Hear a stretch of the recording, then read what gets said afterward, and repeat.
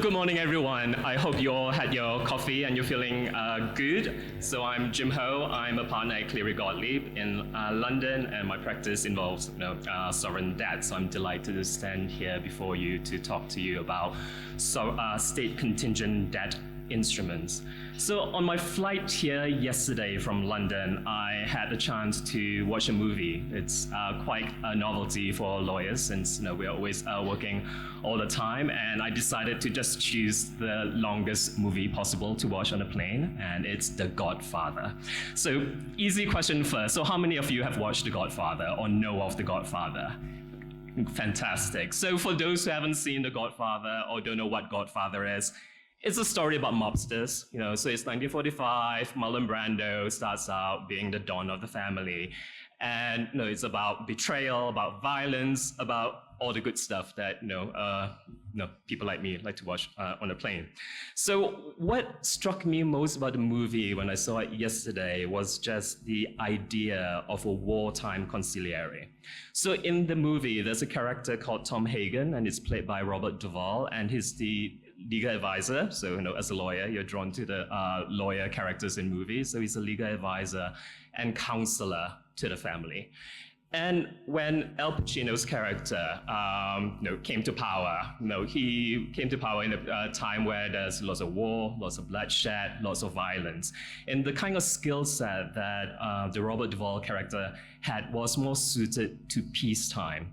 So when Al Pacino fired Robert Duvall, he basically just said, "You're not a wartime consigliere. No, you're out." And that resonated with me because, believe it or not, a mobster's idea of peacetime versus wartime instruments or concepts apply equally to state contingent debt instruments. Bear with me, this analogy has some legs and actually goes somewhere. So some of these state contingent debt instruments were actually born literally out of wartime. So for example, the world's first known inflation index bond, which I'll talk about later, were issued by the Commonwealth of Massachusetts in 1780 during the Revolutionary War in America. Other SCDIs were issued more frequently in debt restructurings, so they are more metaphorical war between the sovereign issuer and its creditors. For example, GDP-linked instruments, natural disaster clauses, they're very much used and rooted in sovereign debt restructurings in recent times. So as you can probably tell already, the topic of state contingent debt instruments is really quite broad and covers a range of topics. In the 2 minutes I've talked to you so far, I've already mentioned inflation-linked bonds, I've mentioned GDP-linked warrants, I've mentioned natural disaster clauses. So my hope in the next hour, Nicole, do I have an hour 15 minutes?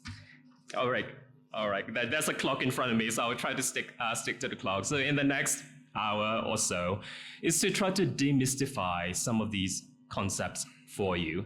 So hopefully I'll lay the groundwork for the panel discussion. So if you've got any difficult questions, ask my panelists, not me.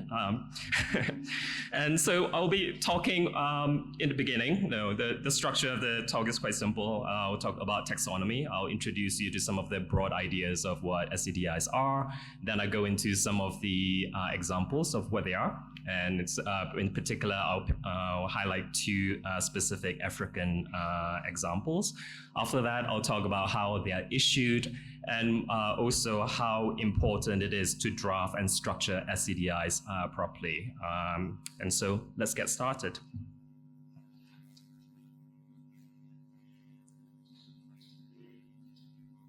So first, what are SCDIs? So the IMF helpfully has provided us with some help here. So there are two key characteristics of SCDIs. First, they are instruments pursuant to which the debt service obligations are tied to a predefined state. So in other words, whether the sovereign issuer needs to pay under the bonds or how much the issuer needs to pay would depend on a particular variable, such as GDP, inflation, commodity price, or specific trigger events, such as natural disasters or a pandemic. Second, the SCDIs are designed in such a way that they are meant to alleviate pressure on the sovereign issuer in times of distress. So for example, in the context of a GDP warrant, if the economy of the country is not growing as strongly or as expected, then the payment obligation would be reduced automatically because it references what the level of GDP is for the country. So there is no need for the issuer to push for a restructuring because the debt restructuring or debt repayment would automatically shrink in line with the GDP reduction. So if you don't hear anything for the next hour, just hear this, right? And just remember this. SCDIs are meant to be counter-cyclical instruments. So they're meant to provide debtors with relief during difficult times and creditors potentially with additional or normal remuneration when times are better.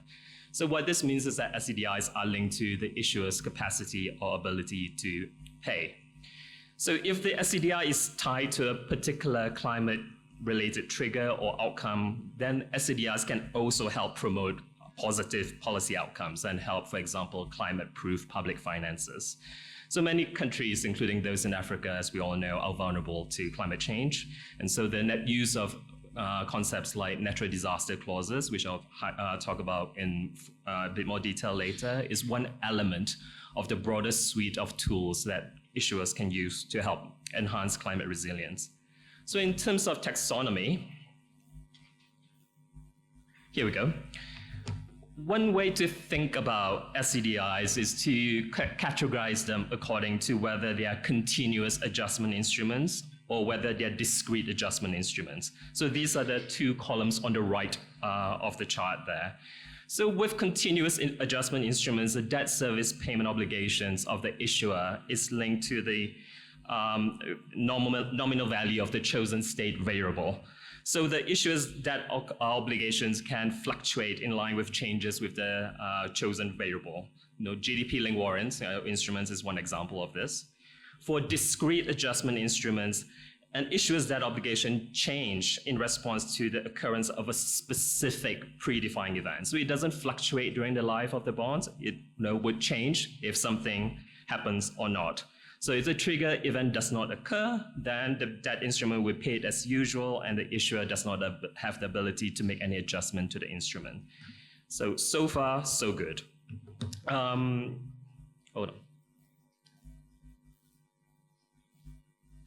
So another way of thinking about SCDIs is to categorize them according to the triggers chosen. So these are the three rows on the chart. So the more traditional set of variables that people generally think about when we talk about SCDIs is things like GDP, inflation, commodity price, wages, so macroeconomic or price indicators. So those are the things that people tend to think about when they say, I think SCDIs. But more recently, because of climate change and all that, we started thinking about more specific events. So these are the specific trigger events that are not linked to macroeconomic or price variables. So these are concepts like natural disasters or pandemics. There's a third category of SCDIs, which are bonds linked to ESG or sustainability outcome. I'm not covering that because there's an entire session dedicated to that later in the week. So if you've got questions about that, let's pause on that. So let's move on to slide 6. So for continuous adjustment instruments, there are many categories of them. As you can see, there are GDP-linked instruments, commodity price-linked instruments, inflation, value recovery instruments, wage index bonds.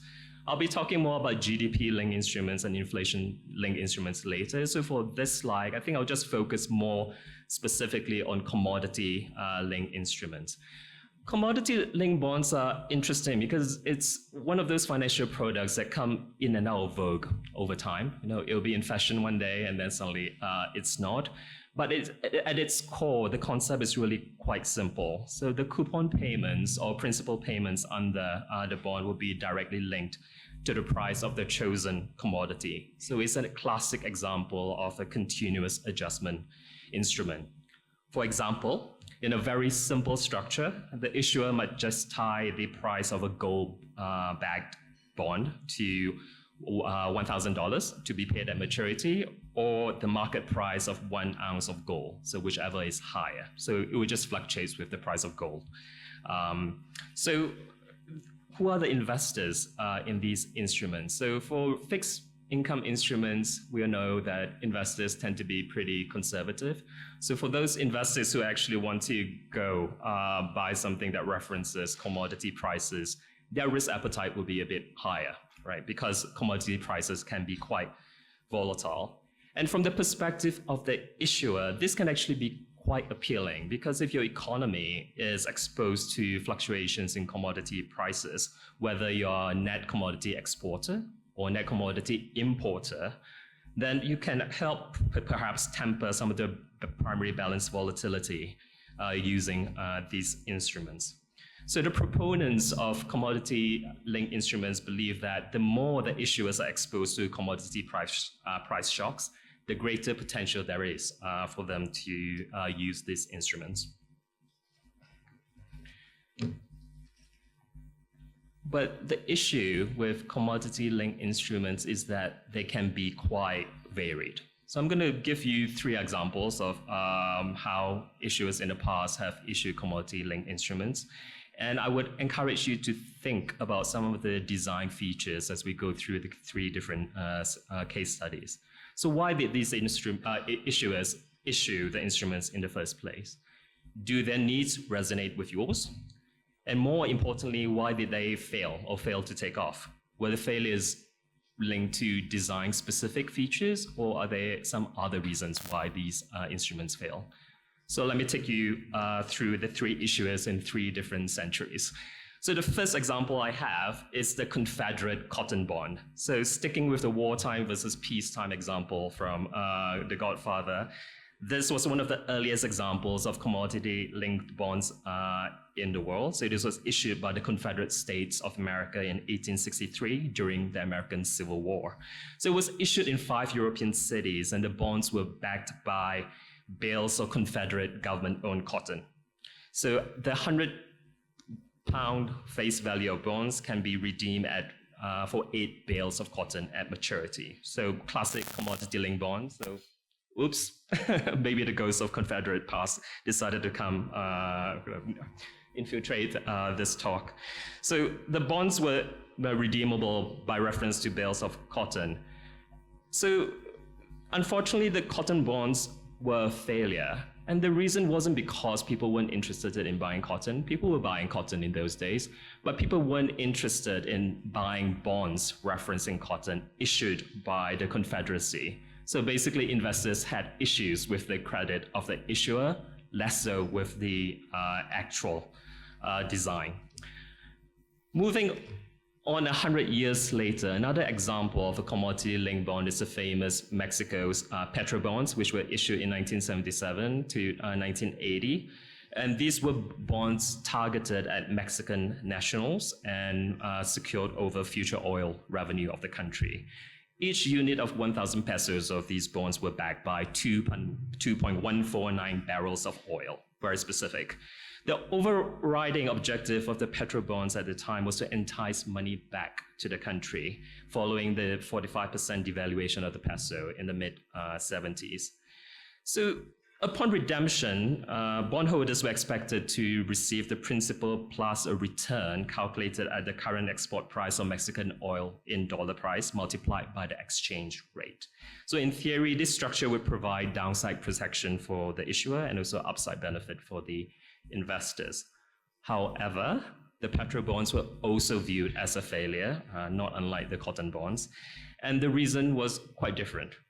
Even though the oil prices increased during the period from 1977 to 1980, because the Petro bonds were priced using the less favorable official exchange rate, this ultimately delivered a net loss for investors. So this serves a good example of how contract design is very important. If the payouts were linked to market rate as opposed to the official peg rate, then the payout would be more in line with investor expectation. So in this vein, having a more standardized contract, more standardized term sheet, like inflation-linked bonds, like the London term sheet for GDP-linked warrants or GDP-linked instruments, can actually be quite helpful because it will help develop markets for such instruments.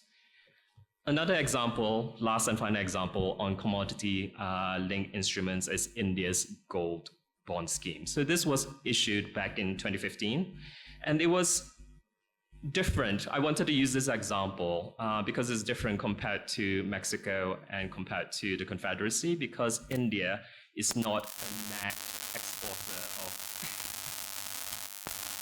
gold. In fact, they're actually one of the world's largest importer of gold. So the idea was that such a bond that references a gold price, right, would actually help protect the issuer against balance of payments risk.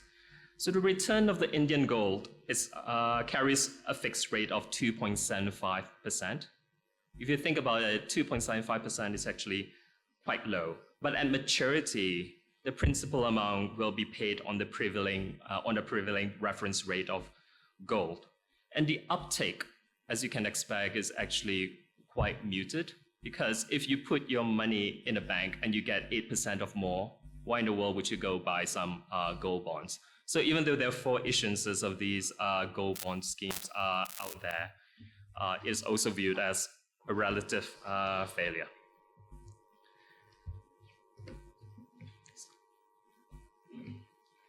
All right, so moving on to specified events. So on this slide, we have 3 very different examples of discrete adjustment instruments linked to specified events. So we have natural disaster and pandemic clauses, we have risk-linked instruments, and we've got sustainability-linked bonds. So I will focus more on natural disaster clauses here because I did work on it. So I had the privilege of representing Barbados in the introduction of natural disaster clauses in their bond instruments. So as many of you know, we Brits love talking about the weather. When I landed yesterday, I emailed a lot of people, Yanis, Nicole, and the first question I asked was, how's the weather? So I felt incredibly British.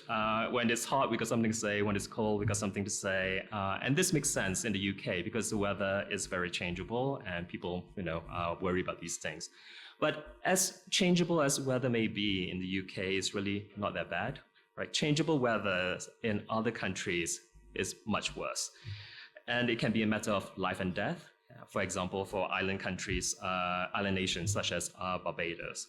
So if you haven't been to Barbados, it's a relatively small island. So it's about 20 miles long. So it takes you about an hour to drive from one end to the other end. If you walk down if you drive down the west coast, is the Barbados of what people think Barbados ought to look like. Beautiful beaches, beautiful restaurants, beautiful people.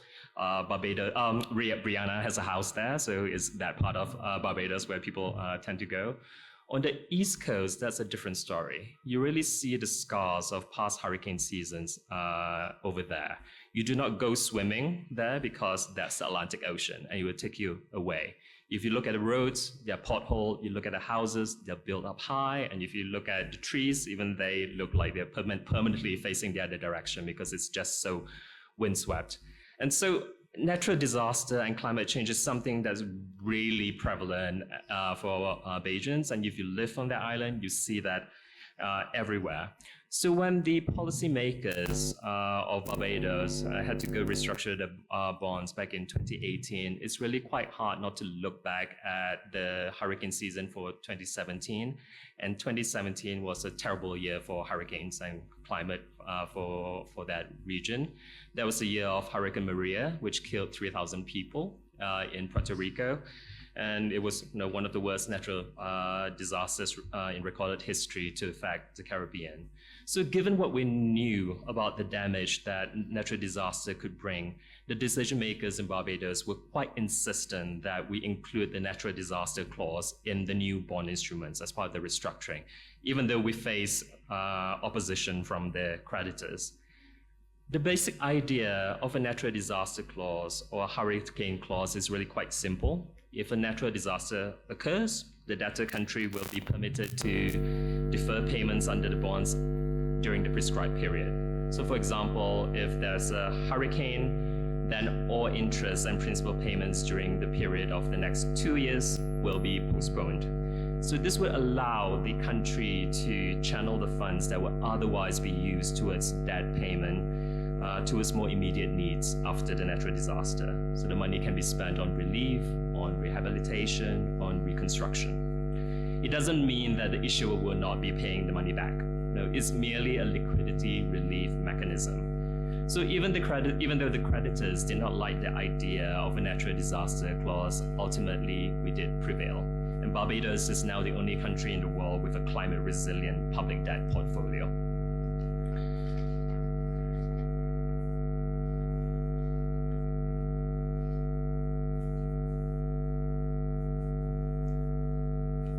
Right, let's move on to some African case studies. So I'll be covering two specific case studies in Africa.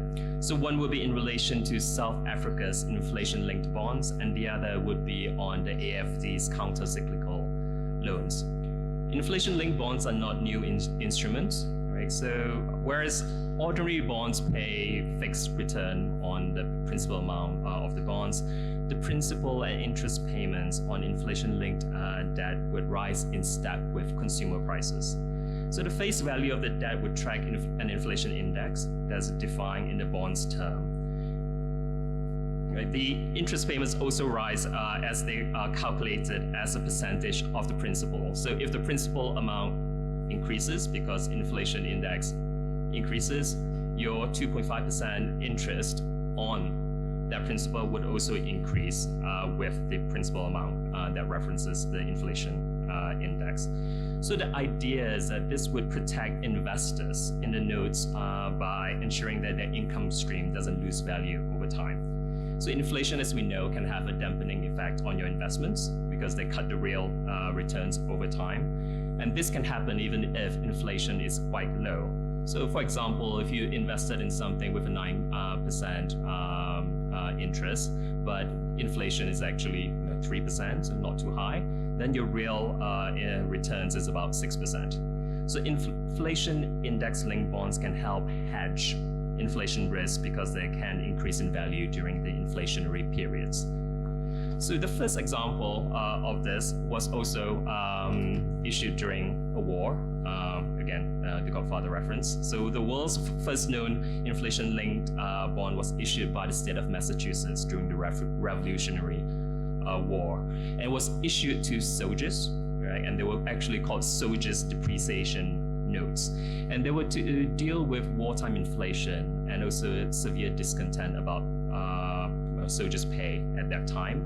The soldiers were poorly clothed, poorly fed, and poorly paid, and the morale was so low that there were several mutinies in those years prior to the issue of the inflation-linked bonds. What was really interesting to me when I was looking at inflation-linked instruments, when I look at this particular example, was just how curious the basket of prices they use. Because to modernize, we've got some consumer price index, we've got a pretty coherent way of measuring index inflation. But in those days, it seemed pretty random. So I'll quote the terms of the bond. So the payment under the inflation bonds would depend on the price of 5 bushels of corn, 68 and 47 pounds of beef, 10 pounds of sheep's wool, and 16 pounds of leather.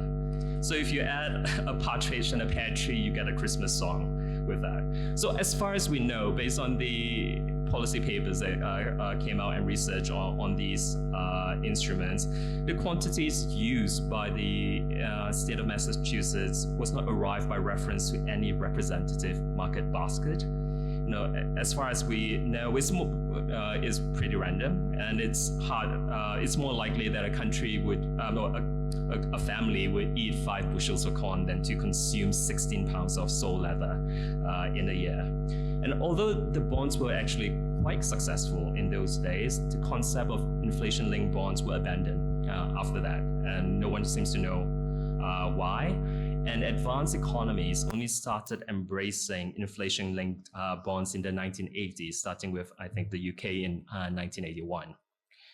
And this brings us now straight into the modern time. So South Africa's inflation-linked bonds. So South Africa launched its inflation-linked bond in March 2000.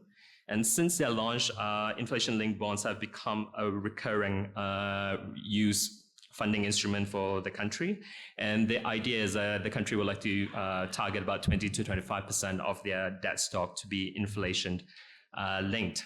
And initially, although the ILB market for South Africa was actually quite small and illiquid, it has actually grown quite significantly over the last 20 years. And the reference basket in South Africa's inflation-linked bonds is the South Africa's Consumer Price Index, which I think go beyond corn, beef, wool, and leather. And the rate of interest is fixed. So the idea is that if the principal payment rises and falls with inflation or deflation, then your interest payment is also adjusted with the inflation-adjusted principal value. So why do governments issue inflation-linked bonds? So one attraction of inflation-linked bonds is that they actually pay significantly lower coupon compared to ordinary fixed income instrument. So the issuer does not need to compensate investors for the risk of future inflation spikes, eating into the real returns. But as I mentioned earlier, they are paid on inflation-adjusted principal amount, so they will actually rise in actual terms, even if the fixed rate is the same. And the precise drivers behind South Africa's issuance of inflation-linked bonds can actually be gleaned from their press release at the point of their first issuance. And I'll just quote 3 lines here for you. So the first reason used by South Africa for the issuance of the inflation-linked bonds is because the government is confident that inflation will fall over the medium term. So the issuance of inflation-linked bonds will reduce the cost of servicing our debt in real terms and allow more space in future budgets for social expenditure. So the idea here is that it will free up fiscal space because they're not expecting inflation to rise over the medium term. Second reason, so apart from allowing the government to save on its debt servicing costs, for investors, the instruments offer an opportunity to match their liabilities with real returns. This is an important point because for me, I think one of the real reasons why SCDIs have not really taken off is because investors don't really want them, right? So one of the key challenges is really designing an instrument that investors want. If you issue an instrument that nobody wants, that's not great. So in the context of South Africa, there is a ready-made bucket of investors who are interested in inflation-linked instruments, and they are investors like pension funds and long-term real money investors, because they might have liabilities that they need to match with inflation. The last reason that South Africa used in their press release for the issuance of the inflation-linked bonds is this. The introduction of this bond clearly indicates the intention of the government to keep inflation under control. So the issuance of inflation-linked bonds can have a good positive halo effect. So it's an incentive for issuers to help keep inflation low because they do not want their interest payments to balloon over time.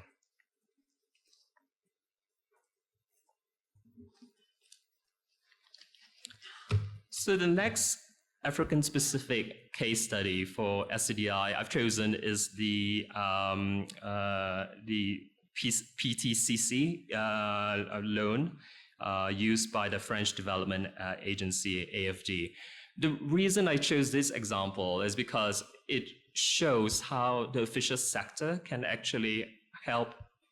What? Speak louder, lower. Okay, apparently I'm too loud. All right. Lower? Slower. All right, sorry. So the official sector has experimented with SCDIs. And so this is the example here. So these are counter-cyclical loans used by the French Development Agency. So the idea was in 2007, the AFD looked back in the last 25 years on the loans made to HIPC countries, and they realized that in the same period, commodity price swings has resulted in debt crises for many of the countries. So with these instruments, it's I think a 30-year loan instrument. The usual way that AFD lends money is to give the borrower a 10-year payment holiday. So you don't have to pay any principal for 10 years. But for the PTCC, it's a variant of that idea. So instead of having an automatic 10-year principal holiday, you have 5 years. And the other 5 years you get to keep as a credit. Right? So if there is any export revenue fall below a particular threshold, then the borrower can use that 5-year in your pocket grace period that you can use to use for those more difficult times. Unfortunately, the uptake of these loans have been relatively modest. So only 16 loans have been issued to 5 sub-Saharan African borrowers for a total of 350 million euros. But even though it was perceived as not very popular amongst issuers, this I think represents a positive step forward, because it shows that the official sector actually has a role to play in introducing SCDIs to issuers around. And even though this is somewhat of a failed experiment, it could perhaps be re-energized in other contexts.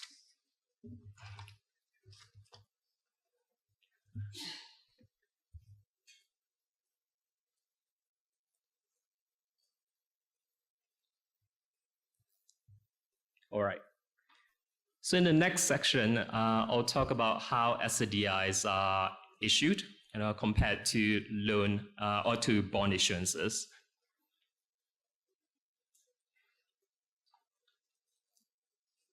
All right. So the good news for debt managers out there is that an SCDI issuance is really not all that different compared to a conventional bond issuance. There may be some nuances around the edges, but the broad outlines should not be too shocking to all of you. And the main phases of SCDI issuance can be broken down into 3. So you have your preparation phase, that's stage 1. You got your launch or marketing phase, that's stage 2. And you got your closing phase, that's stage 3. And it should not come as a surprise to many of you that the bulk of the time spent in an SDI issuance, like a bond issuance, is actually on the preparation front. So but before the issuer even starts off or kicks off the transaction at the preparation phase, they would typically need to think about some big picture questions. So one is like, what SCDI are you trying to issue? What advisors do you actually need? So beyond your usual lawyers and banks or underwriters, are there specific financial advisors that you might need? Are there people in the official sector that you should be involving in the process? And lastly, this is to go to Rodrigo's point earlier. What sort of authorizations do you actually need? So for some countries, your authorization might just allow you to issue fixed income instruments. But if you're doing something that's a bit more unusual, that's a little bit more esoteric, then you might need to start thinking about whether you need to go all the way to cabinet or parliament to pass relevant legislation in order to issue the particular SCDI.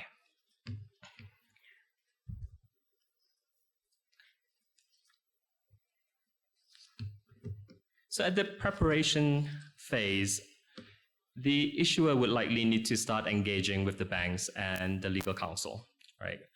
And they will need to start thinking about the design of the product. And I'll talk about contractual design in the context of GDP-linked instruments later.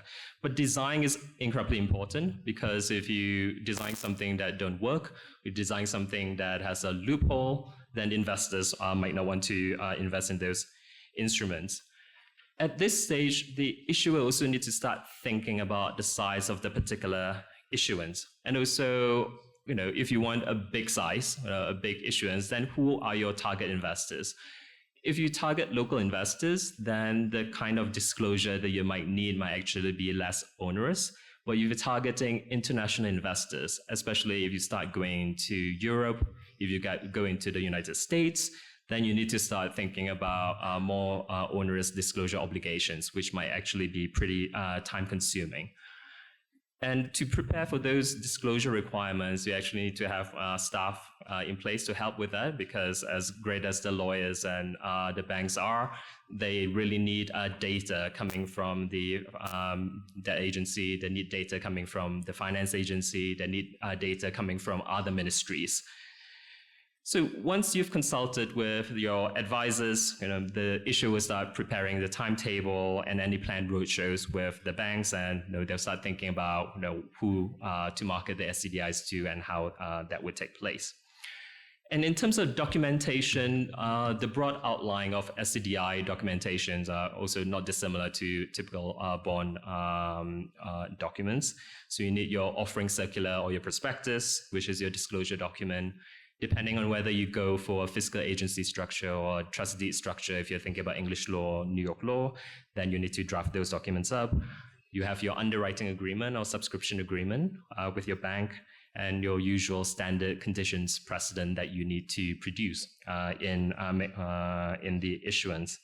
So in addition to the normal bond issuance, debt instrument issuance documents that you need to put together, you should also start thinking about whether there are specific SCDI specific features that require you to actually have other folks in the picture or other documents that you might need.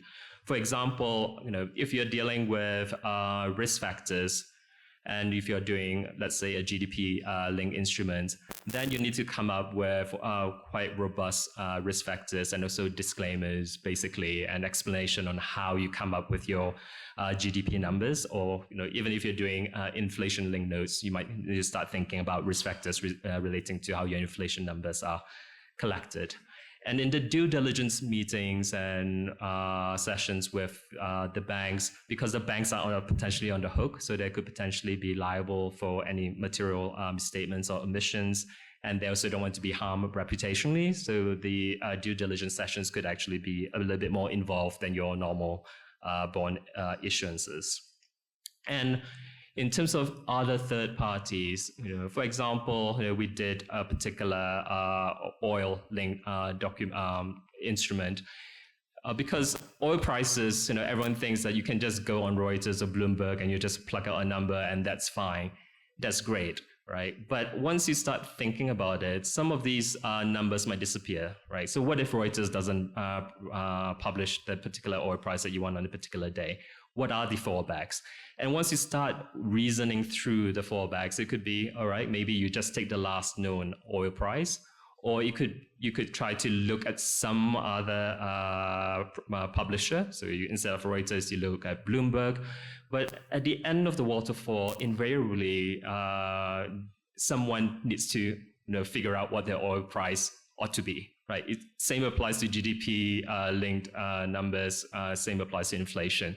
So people don't want the issuer to do it, right? So if you have the issuer doing it, then there's a question of manipulation of data and all that.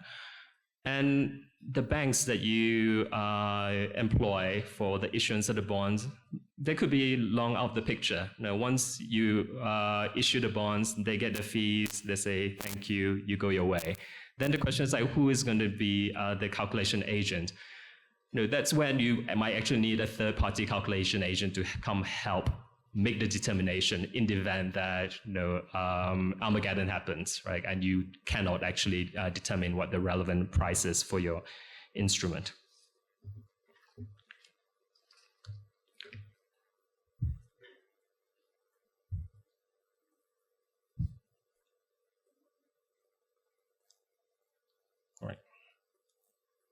So after the preparation phase, you're preparing the bonds in preparation for launch.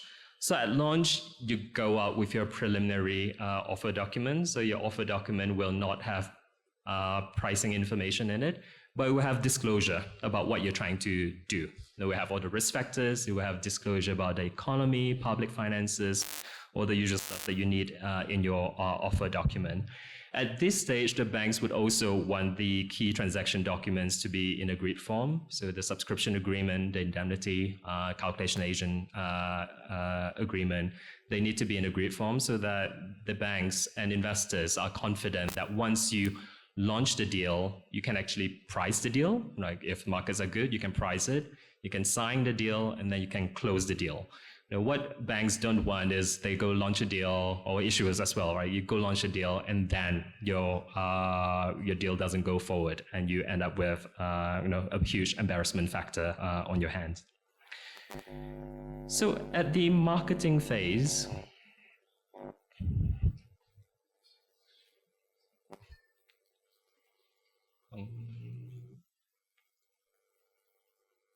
hold on a minute. We'll give it 2 seconds. We've lost everything. So from launch, you launch your marketing phase of your SCDI. And at this point in time, you need to really think about the target investors. So whether you target just your local investors, whether you target international investors, you need to pay attention to what your selling restrictions say. So you should think about how you go around doing the marketing alongside your banks. And also, because SCDIs are more complex instruments, in many jurisdictions, they could actually be considered derivative instrument.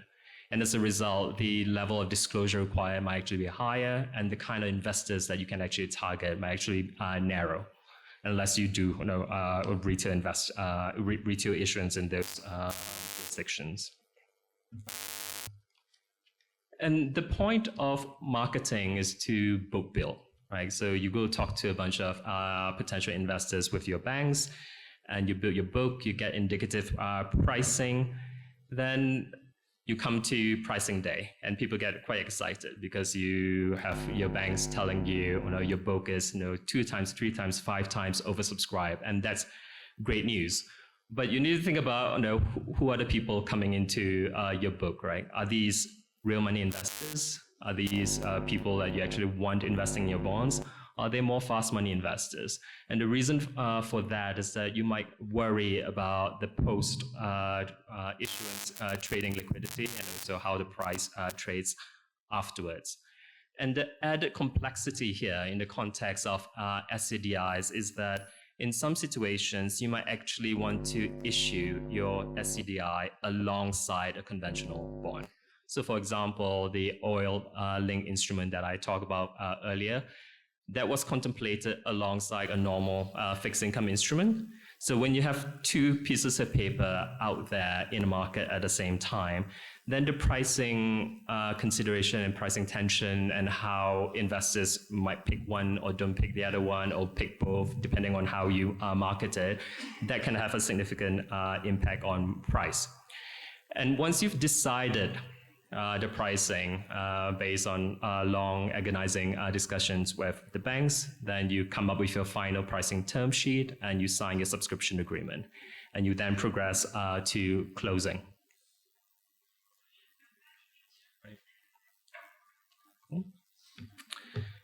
So at closing, that's when your bonds are really constituted, right? So all your authorizations, all your legal opinions, your rating letters, you will need to get that in place in time for closing. And the timing between pricing and closing, or signing a subscription and closing, can vary depending on the complexities involved. And for SCDIs, it could be more complex, and especially if you're dealing with local clearing systems, you might actually need more time to do it. And this can range from anything between 2 days to 5 days or more. And once you issue your debt instrument, you get your money, your banks get the fees, lawyers get paid, and then, it's not the end of the story, right? Actually, this is like the beginning of the story for many issuers. Because of the way SCDIs work, issuers actually have to live with these instruments during the life of the bonds, of the instruments, and you need to actively manage these instruments. It's not just you've got 2 interest payment dates in a year, and you ensure that you got the right funds to pay them on the 2 interest payment dates. You will need to think about what kind of data do you need to put out there. Are there reporting obligations in your SCDI documents? And who is doing all that thing? Are there specific people with responsibilities within government doing that? Also, do you have a calculation agent in place to help you with all these things? So all these questions you need to start thinking about, because SCDIs, whether it's GDP-linked notes or inflation-linked notes, you need to publish some data out there. And if you don't publish your data, then it could potentially be quite punitive, which actually leads us quite nicely to the next section on GDP-linked instruments.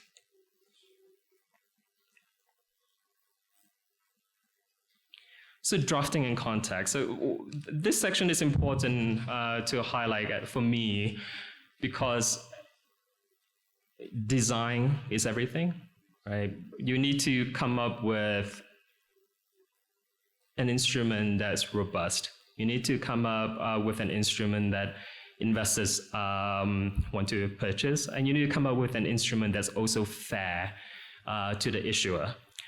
And so that's why the London term sheet for GDP-linked bonds is actually quite an innovation. And Yanis, he wrote a lot of it. So he's there if you got questions about this. And the reason why this was done, gosh, is almost 10 years now, Yanis. It was 2015, 2016. Time flies when you're having fun.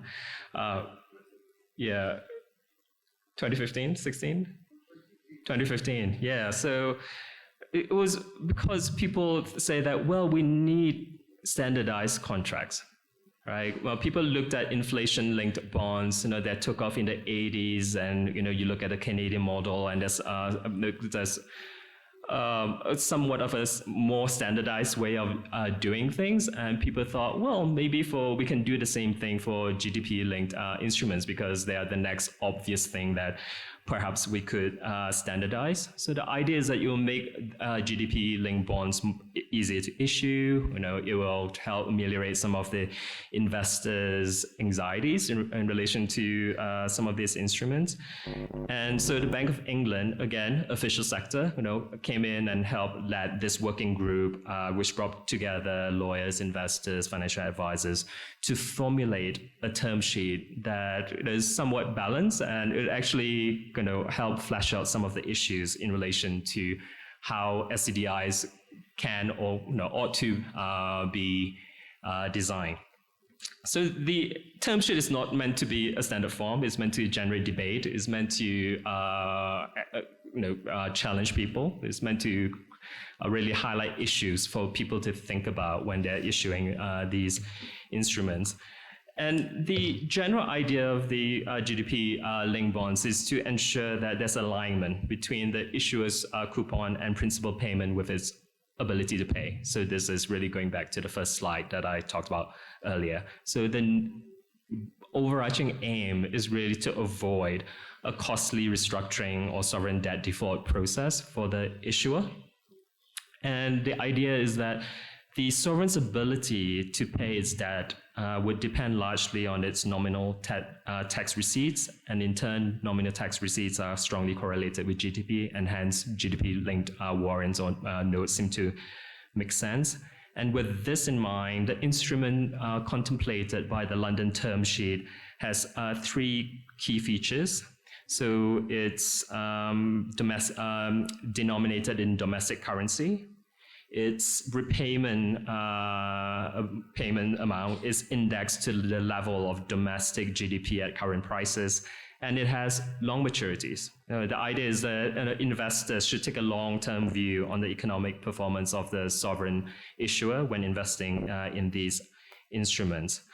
What's interesting about this particular term sheet is that it has a fully symmetrical payout, with no caps, no floors. And this allows for risk sharing between the investors and the sovereign issuer. But it's important to note that this is not the only way that these instruments could be designed. So one design feature that was debated quite heavily is whether the principal amount should actually have a floor, right? So that if the GDP really plummets, then then there's still a payment to be made.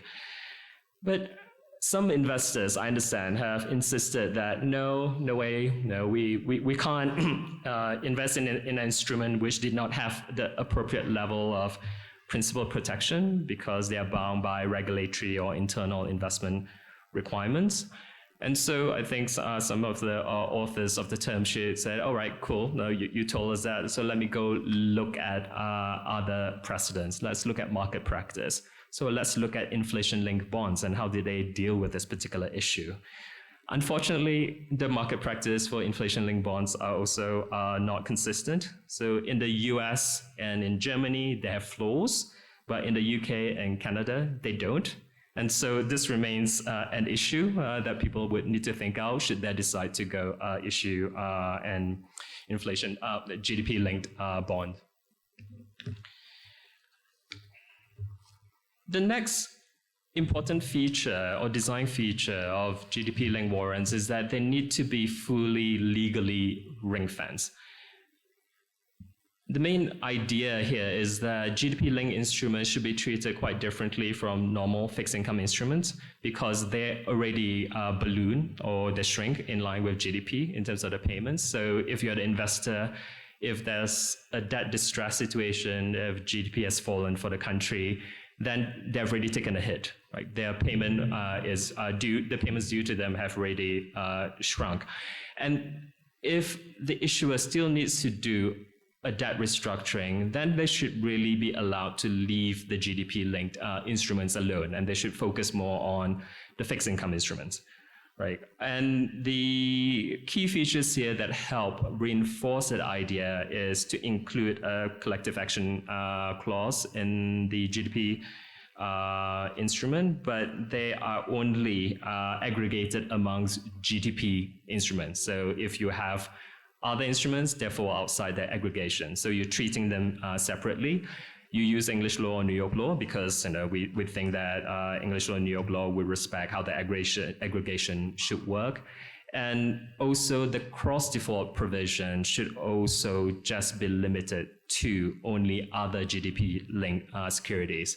So what you don't want to happen is for your normal bonds to be defaulted on, and then that cross defaults into your GDP instruments. So these three key features together, if you take them together, the idea is that you help to insulate the GDP linked instruments from cross contamination, even in distressed times.